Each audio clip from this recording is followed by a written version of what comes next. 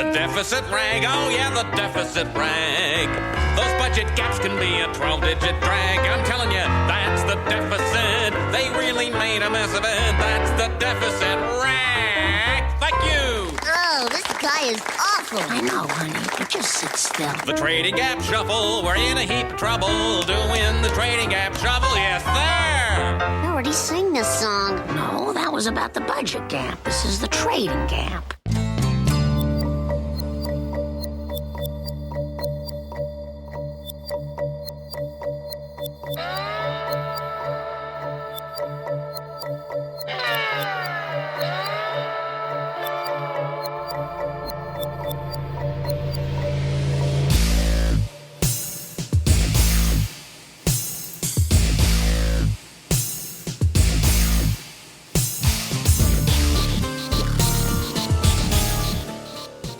Hey everybody, and welcome back to What the Hell Happened to Them?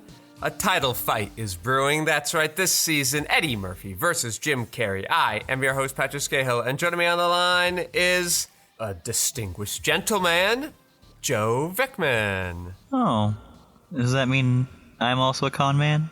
Or perhaps you're a distinguished gentle minion. Remember that?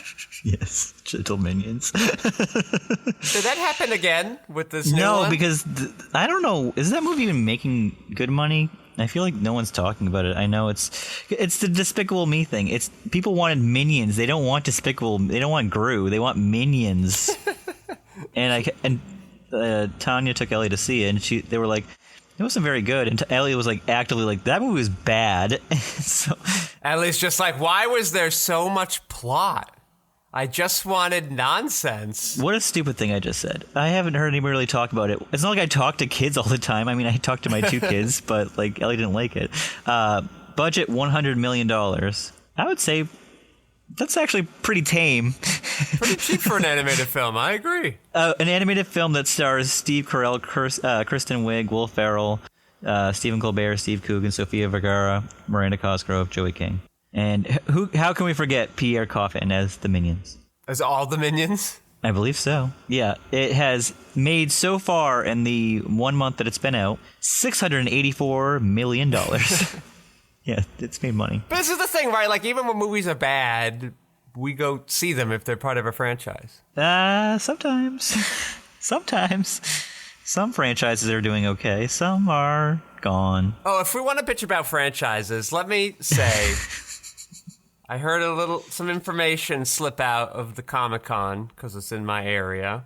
Oh. And if we needed any... Some people could argue the other case on this, but I'm going to posit that if we needed any proof that the movie star was dead, yep, Robert Downey Jr. being cast as a different character in the same franchise, unironically, is very clearly that. Yep. That the audience just doesn't give a crap, right? They're just like, yeah. Like, they care more about Dr. Doom. It's the same fucking guy. You loved him as Iron Man. You're going to stand for him as somebody else? Of course, because you don't care about your movie stars. It's weird. It felt like Marvel was like, had to like say, hey, wait, we know you love Downey Jr. He's back. He's finally back. And he's playing someone different, though. Isn't that cool? Yeah, you dummies. You're the one who killed the movie stars, you idiots. You're going to try to save your franchise by bringing one back? You are so fucked. Yeah, but there are like actors like trying to actively get out of their contracts now because their movies bomb so hard. They're like, well, isn't this franchise now dead that like my character is not going to be doing anything because it didn't make any money? They're like, yeah, sure, let's cut you loose. They don't even want him for whatever dumb Avengers thing they're doing? Over. I don't know. I haven't watched the last like whatever many. I don't watch any of the TV shows, and I missed the last theatrical one, and I'm good. I don't need it. Cool. Love it. Love to hear I'm over it. All right. Well, let's talk about the actual movie we're doing. Oh, yes. This movie came out December 4th, 1992. The only reason why that is relevant right now to me is that is the day after my sister was born. Okay. I just thought that was funny. Can you imagine 3-year-old me going to the to see this Eddie theater, Murphy comedy classic, yeah. Distinguished Gentleman. This hold comedy on, classic. we got all distracted. Shit. We'd like to thank Lev Van Rensselaer. He's reminding me to remind you that you can email the cast at whathappenedtothem@gmail.com. Email. And that sound means we have an email, Joe. What a nice sound. You ready for this? Yeah. Hey, love to hear the offhanded wrestling comments from time to time as a huge WWE fan. Oh. Thanks, Joe. Just wanted to know you two. What would your wrestling walk-on song be? Oh, jeez. Sincerely, Jeremy M. Montana. Montana, that's incredible. We've reached Montana. All three people in their Unabomber shacks. Okay, now you're actively pushing them away from us. Just generalizing them as uniformers. Don't do that. Sorry, Montana. We thank you for listening and apparently liking wrestling. Yeah. Joe, what is this? This is like they come down to the ring and they have like a walk-on-y Yeah, thing? it's like their character song. Like it's a song that defines their character. It's like a hype thing. Yeah, get you all excited to see this guy or I don't like this guy. Yeah. Yeah, like when the football players march on the field, they've got a song. Yeah. Okay, I gotcha. Well, have you thought about this ever? Not really, but I can pick something. Really, you're not a wrestling fan, and you're just like, someday maybe I'll be a wrestler, and I'll walk down to. I mean, maybe when I was she did like it all for the nookie. 9. Yeah, you know what? That's my song. That's my song right now. I call that one. Thank you. You got one? I guess since we're in that era. And Fred Durst claims he dated Britney Spears. I'll do, oops, I did it again.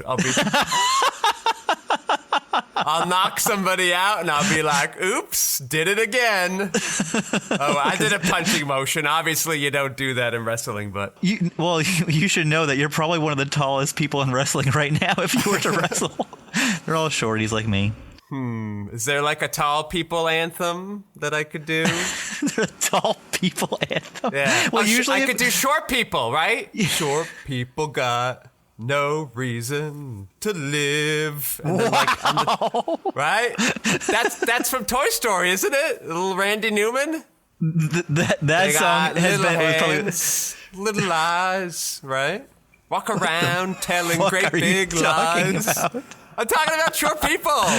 Yeah, what is this Randy Newman song you just made up, though? Right? That's not. Okay, I'm looking it up.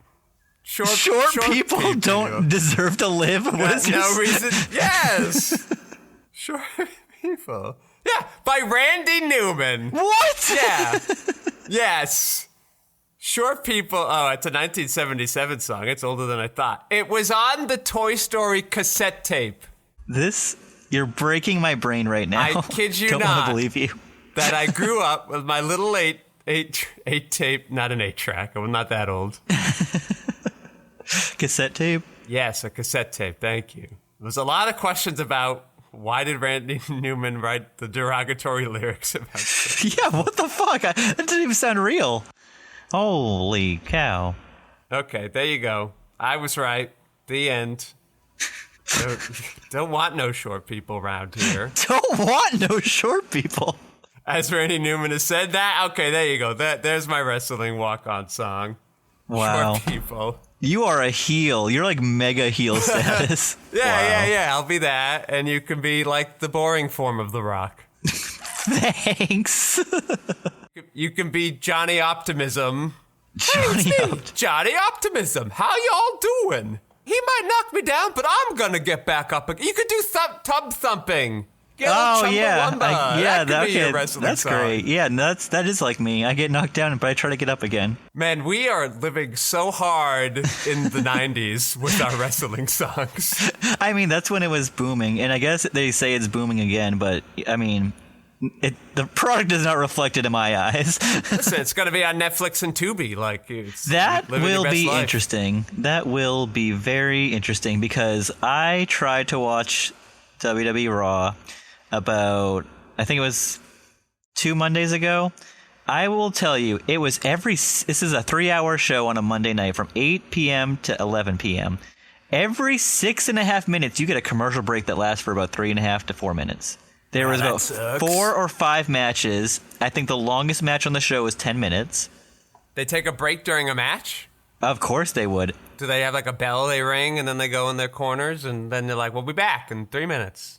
I've heard that the lights go down and they stop wrestling during commercial breaks in WWE. I can't confirm that because I haven't been to a WWE show in 6 years now. Yeah, it makes sense. You're in the family way. Well, no. I watch AEW, and there are no the commercial breaks are picture in picture. They have a match going, but you can see it on the side. That's much nicer. You don't miss anything.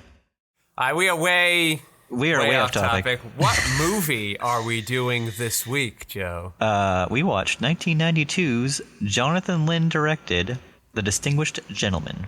Yeah, this seemed to be, just based on the amount of white people, not one of Eddie's little Artur films, right? It was, though. It really was. Okay.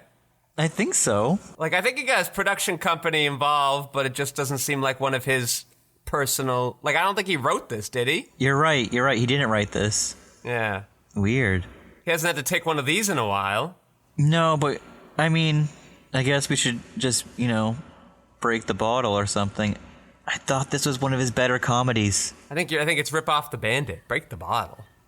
I threw the bottle down and I broke it. Don't you do that at weddings? You step on the bottle? What? That's a Jewish wedding, Joe. Oh, okay. I've seen a lot of those portrayed in movies.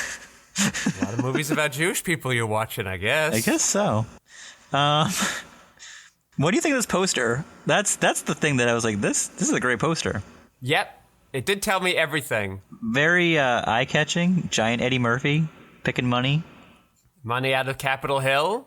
Yep. I know what premise I'm getting right then and there. He's got this really, devilish grin, so you're like, is he a bad guy? And, I mean, he's our lovable bad guy. He does bad things, but we love him. He's our Britter Rabbit. Britter Rabbit. Brer Rabbit?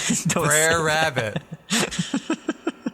Well, Grant informed me this week that Brer Rabbit was from Songs of the South. That's my impression as well. Which I thought was an odd movie to reference to Eddie Murphy. That, exactly, yep. I was very uncomfortable reading that. All I remember is some dude going, zippity-doo-dah, zippity-day. Yep. That's all I remember. Yeah, Disney's been really hiding that one for some reason. I have no idea why. It's like they're ashamed of that movie for some reason. Why don't you talk about it? Bring it out of the vault. Let everyone watch that one, Disney. Well, I joked that they might do the live-action animated remake thing, like they do with the Lion King. Lord Almighty. Little Mermaid. Do you know who's directing the new live-action prequel sequel? It's like Godfather Part 2 of The Lion King. Oh, it's both of them? It's basically... The movie's called Mufasa. I don't want non-Mufasa things in my Mufasa movie. Well, I think you're going to get, the Mufasa origin story, and then you're going to get a little, postscript of what happened after The Lion King.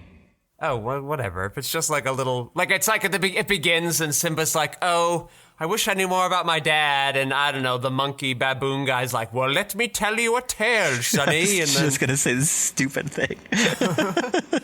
And then I get 2 hours of whatever, and then it comes back, and he's like, wow, my dad was a great guy. Credits, the end. He's in the clouds, and he's like, you are doing a good job, Jonathan Taylor Thomas, and then it's over. It's not Jonathan Taylor Thomas. Fine. Of course it's not, because it's been 20 years, but does he do anything? We are again distracted. I think he's moved on from acting. I think he was after his box office failure of I'll Be Home for Christmas. You see that one with Jessica Biel? Nope. Well, you missed out on a pretty mediocre Christmas movie. Wow, he has not aged well. He doesn't age badly, but he just looks like some geometry teacher. Yeah, well, he's in his 40s. What do you expect? And he hasn't acted in 20 years. Well, he was on Last Man Standing. Reuniting with his dad. His dad? Tim the Toolman Taylor? But only in 4 episodes. And the Lion King read-along video. That was in 2011. And then there was a 5-year gap. Wow. What would his voice sound like? He really hasn't acted since 2006 when he did a short film. Well, And then he did a voice in a movie, and then another short film, and then Veronica Mars one episode. Smallville. We were just talking about that. we were just talking about Smallville. Why? Ally McBeal. Yeah, he took a little tour through TV and then sort of gave up and has reprised. What do you mean took a little tour? That's where he made his bread and butter. Yeah. his bread and butter. Then he basically just does Simba and Tim Allen things now.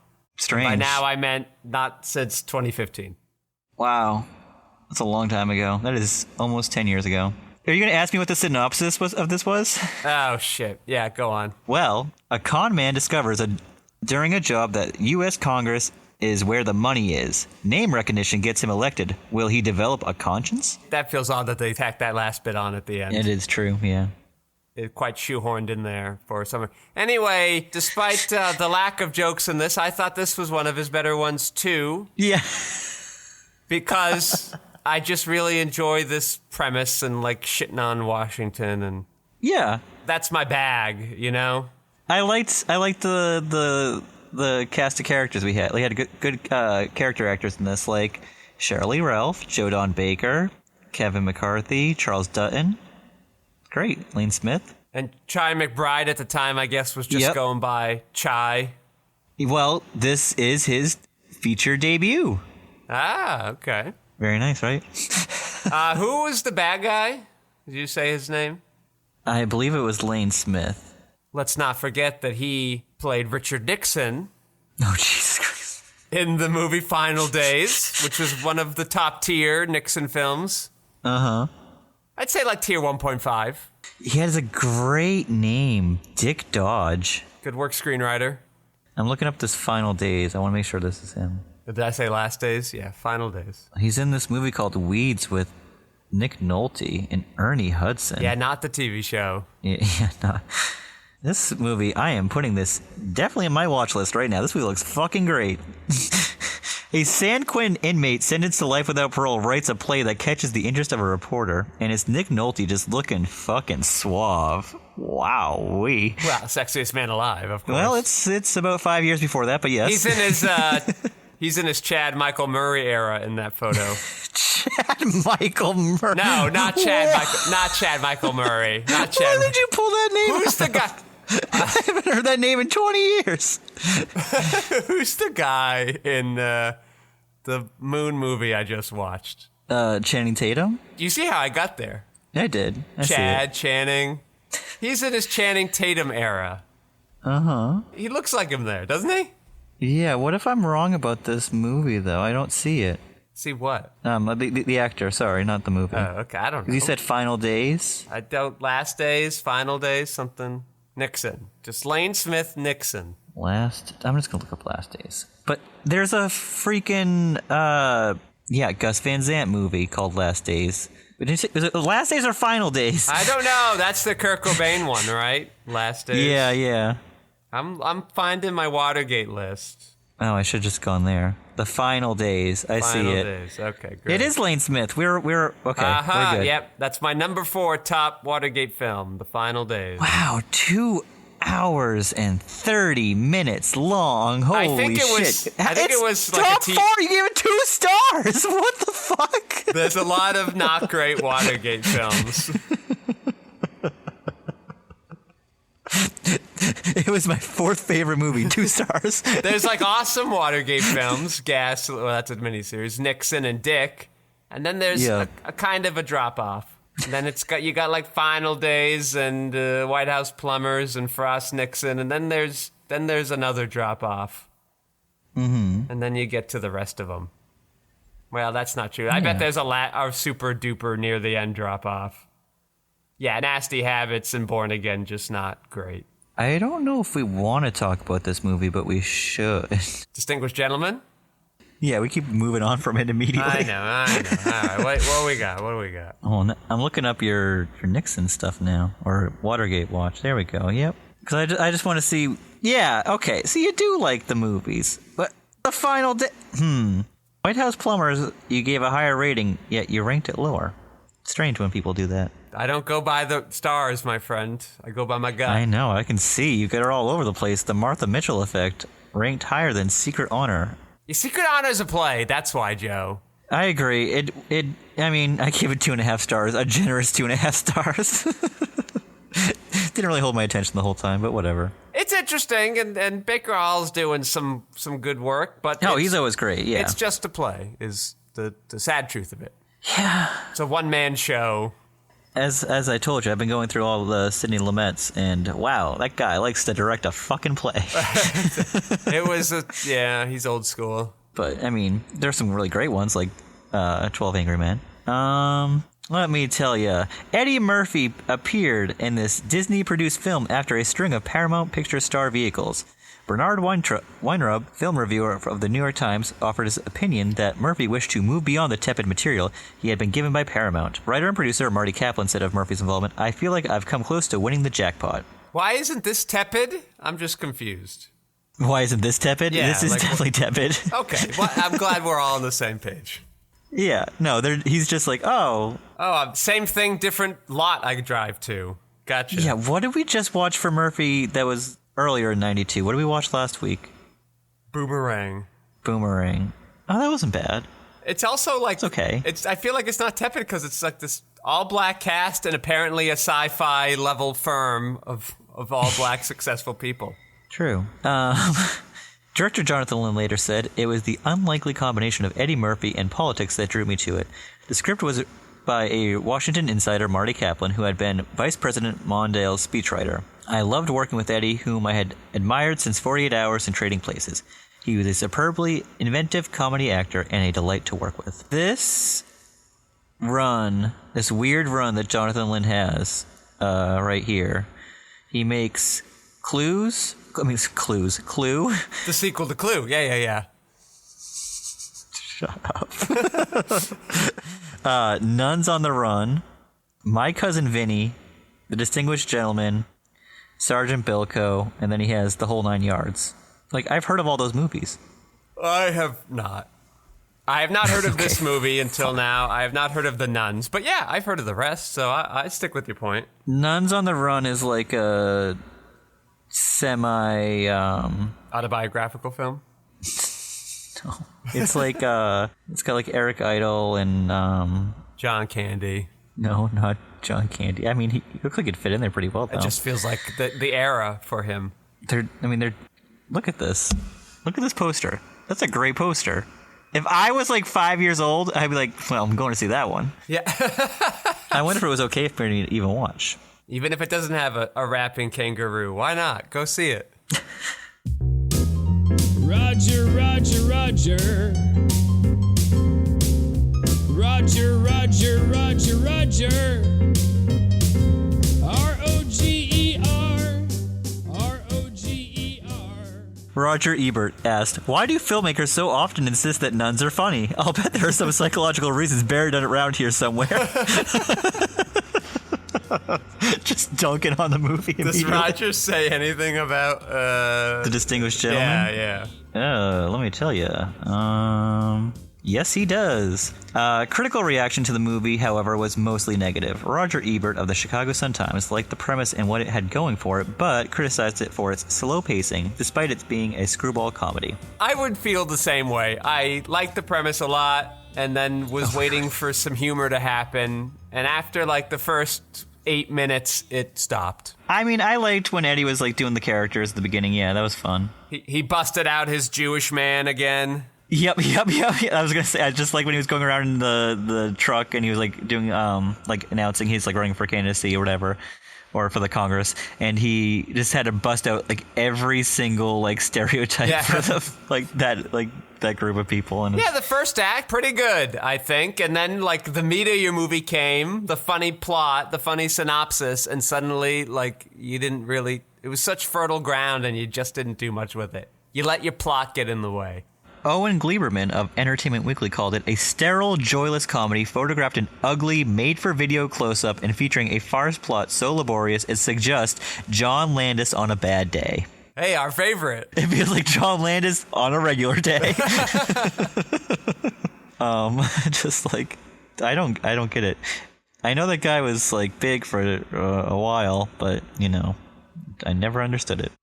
We don't really enjoy his comedies. The movie was first released in 1992, which was the year of an American presidential election. The film premiered stateside on December 4th, which was about a month after the 1992 election. Do you remember who was running in that election? No, I mean, I can tell you right now because I'm looking at it. Oh, well, okay. Do you remember? Bill Clinton, George Bush, Ross Perot. Yep. Yep, Ross Perot. The only reason why I know anything about Ross Perot, do you know what?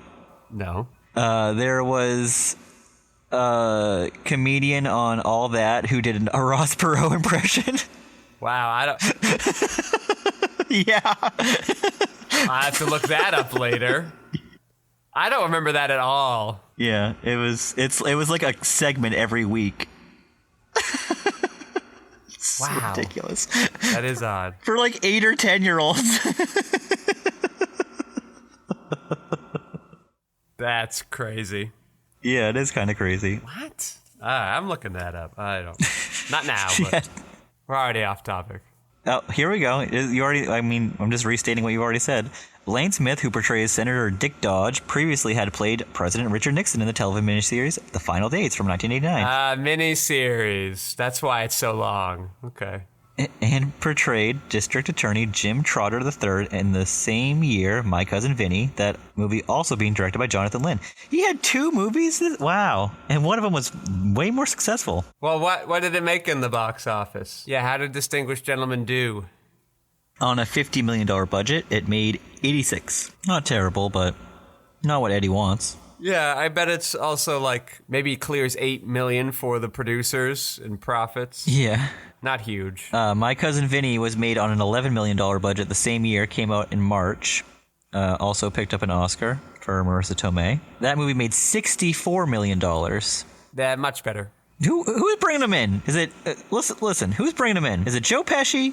Is it Ralph Macchio? Is it Marissa Tomei? Or is it Fred Gwynn? My heart of hearts wants to say Fred Gwynn, but I know that's not true. That's why I said it. That was the whole point of me asking That's you. certainly not true. It was his last film role. Yeah, that makes sense. Not much to talk about with this one. Like, at least when Boomerang got too lost in the plot sauce, they were still interrupting it with random, seemingly improvised beats with the friends. Like, that was basically like, we got this main romance storyline, but we're also gonna put in this friend comedy storyline because we're a comedy. And they didn't really have that here. And one of these critics said the term farce, which I wish it had done more of. Yeah. Really, it's just sort of commentary more than farce. And it doesn't really work as a commentary either. I mean, it does. It's just extremely broad, which is what you could get away with if you're a farce, but you're not particularly... Yeah, we know it's corrupt. Yep, we gotcha. Yeah, we get it. Simpsons already did that episode. We know. Yeah, probably 92. They did, yeah. Well, yes, there was their 3rd season. Yep. So that would have been, 91. Jeez. And it was meant to be their 2nd season, and for whatever reason, it got pushed back. And it looks notably different than every other episode that season. This was the first time since The Golden Child that Eddie Murphy didn't write his own movies. That's about 6 years, Yep. 6-year gap, where he was writing his own movies. The test audience didn't like the ending, and they shot a new one for $500,000. What was the ending that they didn't like? I don't know, but the ending we got is just Eddie Murphy standing in front of the White House and saying, "I'm going to run for president." And he looks at the camera. Oh, the ending scene. I thought you meant like the whole sequence where like he tapes the guy secretly and... Oh, no, that was all in there. I think it's just Okay. like the last 5 minutes they changed around because they're like, that didn't end well. Okay, so they didn't like whatever ending they had, and then they threw together a very lazy 2-minute thing. Yes. Okay, and he has to look at the fucking camera again, which Yep. I always hate when he does that. Just keep mugging, Eddie. But it was nice where they're like, you're probably going to get kicked out for your antics. Yeah, that makes sense to me. A level of realism brought to your farce. I don't know if you'd ever seen this movie, but when I was watching this movie, I started pulling parallels to the Chris Rock comedy that he directed, Head of State. Yep. Yes. Exactly what I thought of. Yeah, okay. Just remember, I really only ever saw the trailer and the old people going, "The roof is on fire!" Ah! Oh, Jesus. Wow. Right, because he's singing the song. Yes, that was a really big joke that it would always play in trailers. Wow. We were in such a dire state for comedies then. This comedy about an African-American politician was made and released just under a decade or 9 years before Another Head of State starring Chris Rock.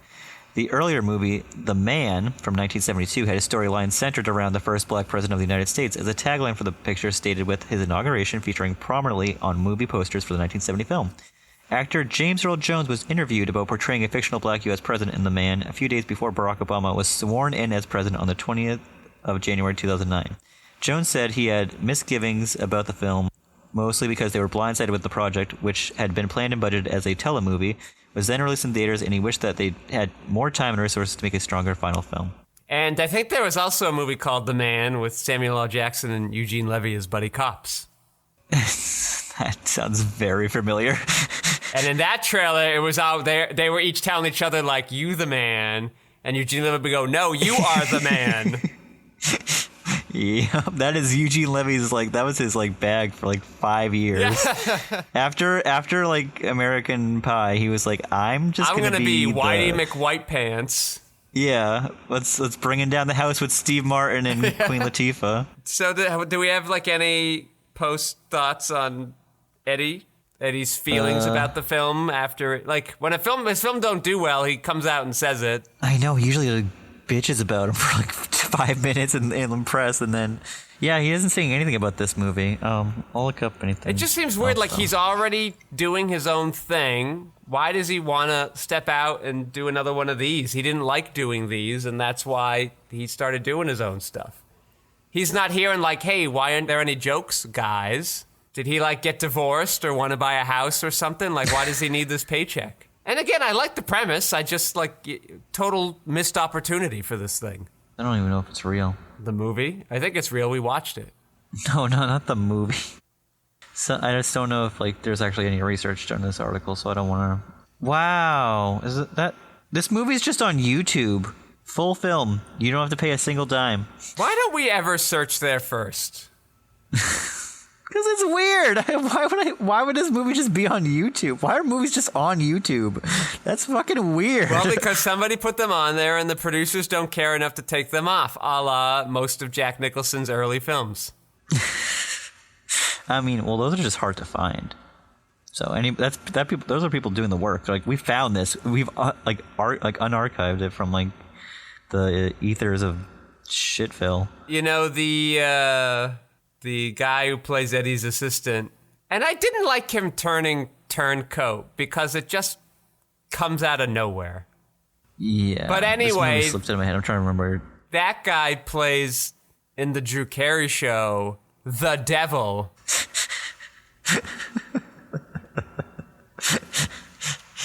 Drew Carey show. I don't think we talked about that in like a month or so. Don't worry, it's not the real devil, possibly. Could just be a crazy guy who thinks he is the devil that Kate starts to date. What? So James Garner played the congressman who died, who Eddie Murphy takes his name. Yep. So he's barely in it. Wasn't he like a big star?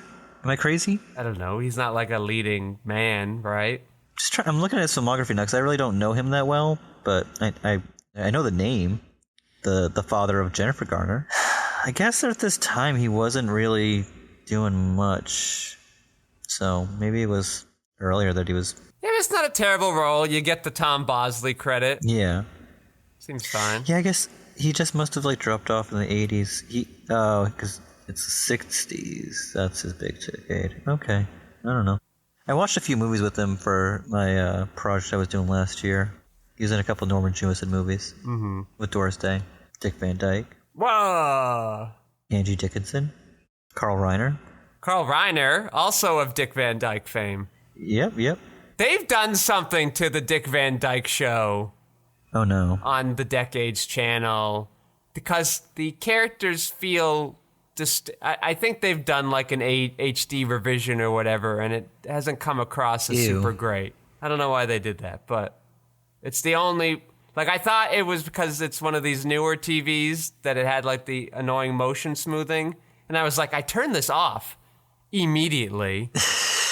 But the Dick Van Dyke still looked like it had it, but every other show is fine, so I don't know what happened. And The Odd Couple kind of looks like that a little too. Ew. Why are they messing with this shit? Because they're like, we gotta update him for the...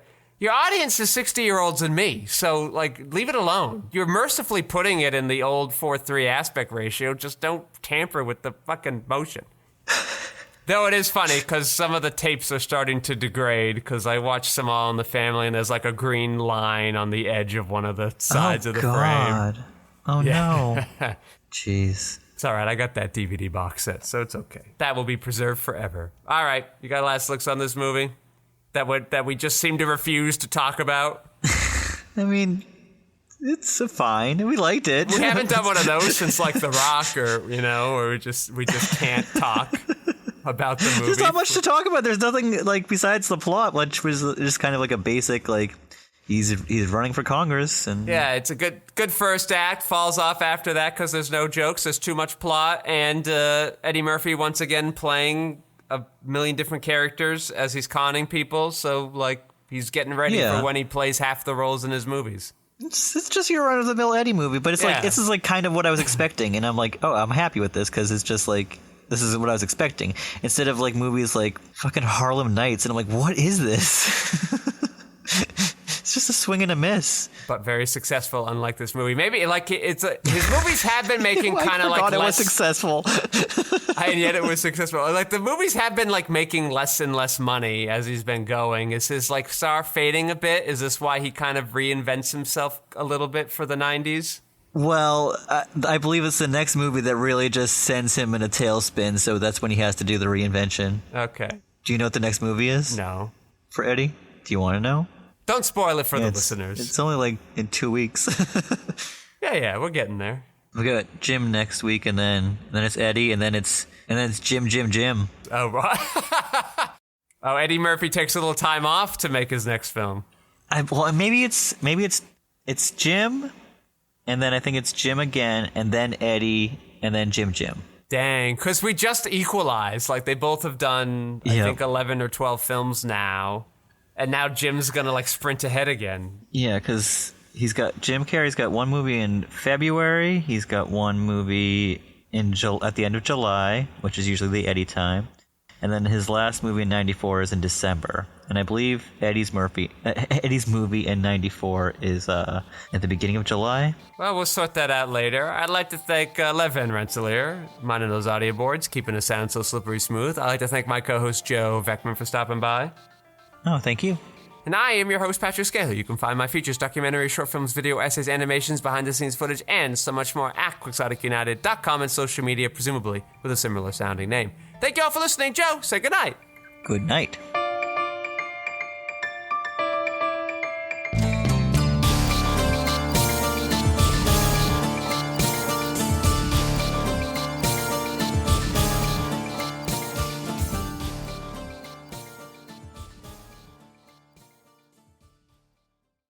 We're going to be kind of quick today, but I wanted to take a quick moment to say Transformers 1 is like one of the worst looking trailers I've ever seen. Yeah? What did you watch that for? Just popped up a couple of weeks ago, but I haven't ever talked about it. It was like it was one of the trailers before the Inside Out 2, and it was like that. Oh, the new Transformers movie. Transformers 1. Yes, I thought you meant like the Shia LaBeouf, Michael Bay movie. No, when it was first brought up to me, that confused me too. So, good work, everybody. Yeah, they all did wonderful on that. Yeah. They're just trying to do the Spider-Verse thing with it. Like, oh, isn't it fun? It could be fun. It's for kids again. I'm like, is it? Spider-Verse was not for kids. This is just like... Spider-Verse was for children. No, it's for everyone. Not. You're talking about like multiverse, that's not for children. This is for children because it's like... Man, we're just robots. We don't even transform. Yeah, they don't. It's weird. Yeah, but then they learn to transform, obviously. That's the arc. But, like... And they learn to transform all the way. Yeah, the real transforming were the friends we made along the way. Yeah, that's what I was trying to say. Yeah. Stupid... I forget what the other trailers were. A Robot in the Woods... Oh yeah, Wild Robot. It's based off a best-selling book. It's got Lupita Nyong'o, and I've heard it's really good. But that's it. It's really good. It's not even out yet. Who's telling you it's really good? Podcasters I listen to that get like early screenings of things. I was at the theater this week. It said it was coming out the end of September. That's a real early screening. I agree. They could still tinker with it. We don't know if they're done. They could get the Cats treatment, and they're fucking around with it to the day of. The butthole cut. Did you ever hear about the butthole cut? I don't remember. They had to digitally take out all the buttholes because people were really freaked out by them. Thank you, Tom. What's his name? Who's that guy? Tom Hooper? Hooper? Yeah, Hooper. Look at his filmography and say, wow, that guy definitely deserved an Oscar. He had to digitally change his name because it used to be Tom Pooper. But he took out all the poopers. Very nice. Yeah. Wasn't he doing something with a wedding ring too, or did I make that up? The wedding ring? Wasn't there like a wedding ring on somebody's fingers and he had to like take it off or something? Oh yeah, on oh man, Judi Dench. She was just wearing her wedding ring and she's a cat.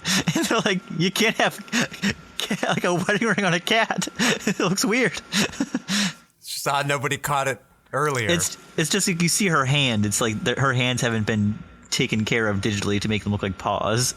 Very strange movie. We've definitely talked about this in an early Sandler episodes. It's somewhere out there, listeners, if you want to. We'll live down the Cat's real-time memory lane. It's there. Oh boy, Cats. He hasn't made a movie since. It was 5 years ago. It was only 5 years ago? That feels like an eternity ago. Well, it was right before the pandemic. Yeah, it was released Christmas 2019. I guess it's not an early Sandler, but maybe like could have been Uncut Gems. The week of, maybe Uncut Gems. I just remember talking about it at the old place. So he made a movie called Red Dust in 2004. In 2009, he made The Damned United. Then 2010, the next year, The King's Speech. Then 2012, Les Mis. 2015, The Danish Girl. 2019, Cats. Like just the really steep decline right there. Well, I hear that list, and it all sounds like crazy, aggressively boring movies. Oh, absolutely. Every single King's Speech was so boring. Was so pissed. Boring. That's the movie that won in 2010. There were so many better options. Underwhelming. The Social Network. The movie that defined the last decade. I think that's overstated, but I would have definitely picked Social Network over King's Speech. Oh, I hope so. And Danish Girl was boring, and yep. I guess and Les Mis was fucking boring. At least they gave us Russell Crowe singing, though. No, that was terrible. Do you think he was like, wait, we're doing this live? Yeah. Oh, shit. Someone told me. They had to audition him, right? Or they were just like, hey, he's a big name. Let's look at the movie You don't made. audition Russell Crowe. You offer only Russell Crowe.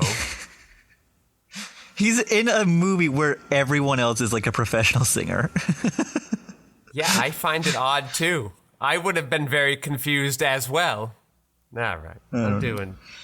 The Distinguished Gentleman. He's conned the Academy, and we'll talk about Eddie Murphy conning Washington.